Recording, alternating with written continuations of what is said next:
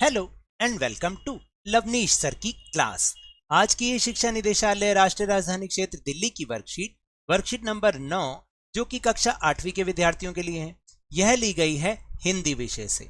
और आज इसमें हम फिर से एक बार पाठलाग की चूड़ियों को जारी रख रहे हैं।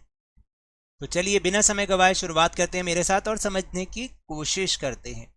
प्यारे बच्चों, आज हम आपकी पाठ्य पुस्तक वसंत से पाठलाग की चूड़ियां लेखक कामतानाथ का चौथा भाग पढ़ेंगे। कहानी को आप एक बार में ही अपनी पुस्तक से पूरी भी पढ़ सकते हैं, लेकिन यहां हम भाग करके इसलिए समझा रहे हैं ताकि आपको अच्छे से समझ में आए। तो चलिए देखते हैं आज के भाग में आखिर क्या होता है। मैं बहुधा हर गर्मी की छुट्टी में अपने मामा के यहाँ चला जाता और एक आध महीने वहां रहकर स्कूल खुलने के समय तक वापस आ जाता। परंतु 2-3 बार ही मैं अपने मामा के यहाँ गया हूँगा, तभी मेरे पिता की एक दूर के शहर में बदली हो गई और एक लंबी अवधि तक मैं अपने मामा के गांव न जा सका। तब लगभग 8-10 वर्षों के बाद जब मैं वहां गया तो इतना बड़ा हो चुका था कि लाख की गोलियों में मेरी रुचि नहीं रह गई थी। अतः गांव में होते हुए भी कई दिनों तक मुझे बदलू का ध्यान ही नहीं आया। इस बीच मैंने देखा गांव में लगभग सभी स्त्रियां कांच की चूड़ियां पहने हैं। विरले ही हाथों में मैंने लाख की चूड़ियां देखी। तब एक दिन सहसा मुझे बदलू का ध्यान हो आया।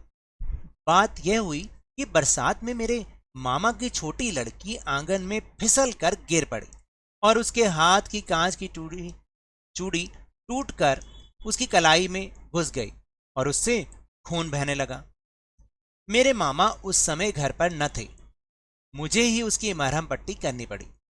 तभी सहसा मुझे बदलू का ध्यान हो आया। मैंने सोचा कि उससे मिलाऊं, अतः शाम को मैं घूमते घूमते उसके घर चला गया। बदलू वहीं चबूतरे पर नीम के नीचे एक खाट पर लेटा था। नमस्ते बदलू काका, मैंने कहा।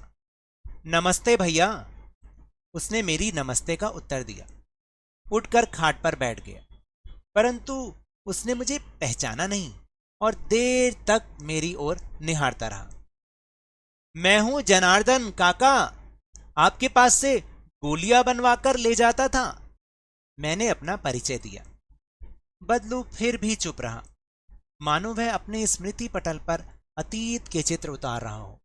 और तब वह एकदम बोल पड़ा, आओ आओ लला, बैठो, बहुत दिन बाद गांव आए।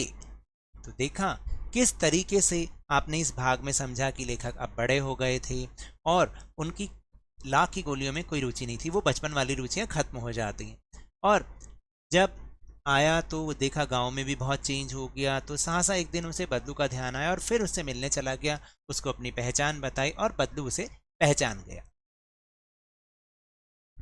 आशा है कि कहानी के इस भाग को पढ़कर आपको मजा आया होगा। आइए इस भाग पर आधारित कुछ वस्तुनिष्ठ प्रश्नों के उत्तर खोजने की कोशिश करते हैं।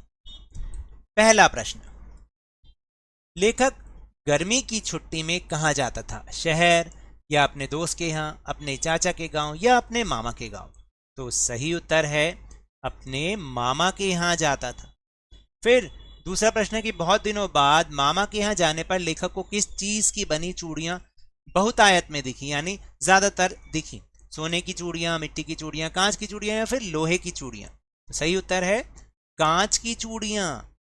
फिर तीसरा प्रश्न है कि लेखक बदलू को अपनी याद दिलाते हुए अपना नाम क्या बताते हैं? जनार्दन, राम मनोहर, कमलेश या फिर सुनील? तो सही उत्तर है क, जनार्दन। फिर इसके बाद है निम्नलिखित प्रश्नों के उत्तर लिखिए। लाख की गोलियों में लेखक को रुचि क्यों नहीं रह गई थी? देखिए, जब लेखक गांव गए तो वे इतने बड़े हो चुके थे कि लाख की गोलियों में उनकी रुचि नहीं रह गई थी, क्योंकि अब वो बड़े हो गए थे। फिर इसके बाद पांचवा प्रश्न है कि आपके विचार से गांव की औरतों ने लाख की चूड़ियों की बजाय कांच की चूड़ियां पहनना क्यों शुरू किया होगा? देखिए, कांच की चूड़ियां मशीन से बनी होने के कारण ज्यादा रंग बिरंगी व चमकीली होती थी, इसलिए गांव की सारी औरतें अब कांच की चूड़ियां पहनने लगी थी। फिर इसके बाद एक गतिविधि है कि आप किसी ऐसे व्यक्ति से मुलाकात का उदाहरण दीजिए जिससे आप बहुत दिनों बाद मिल रहे हो और वह आपको अच्छी प्रकार पहचान नहीं पा रहे हो, तो आपकी प्रतिक्रिया क्या रही होगी? देखिए, मैं बचपन में अपनी दादी के गांव जाता था। वहां अपने दोस्तों के साथ खूब खेलता था, लेकिन स्कूल से कॉलेज तक की पढ़ाई करने में दिल्ली आ गया था। पढ़ाई खत्म होने के बाद जब मैं वहां पहुंचा तो मेरे बहुत सारे दोस्त मुझे पहचान ही नहीं पाए, बल्कि जब मैंने अपनी पहचान बताई तो वे बहुत ही हैरान यानी कि आश्चर्यचकित हो गए। इस तरीके का उदाहरण हम दे सकते हैं। ये मेरा उदाहरण था, आप अपना उदाहरण भी दे सकते हैं। तो ये तो थी आज की वर्कशीट। अगर मेरे इस तरह समझाने से अब आपको समझ में आने लगा है तो इस चैनल और वीडियो को लाइक कीजिए, शेयर कीजिए, सब्सक्राइब कीजिए और आपके अपने चैनल लवनीश सर की क्लास के सब्सक्राइबर को 50K तक जल्दी से जल्दी पहुंचाइए। लेकिन याद रखिएगा, घर से बाहर निकलते समय मास्क जरूर लगाएं और जब भी आपकी बारी आए कोरोना का टीकाकरण जरूर करवाएं, क्योंकि कोरोना को हराना है और जिंदगी को एक बार फिर से सुहाना बनाना है और उसके बाद स्कूल भी जाना है। इसी उम्मीद के साथ बहुत बहुत धन्यवाद।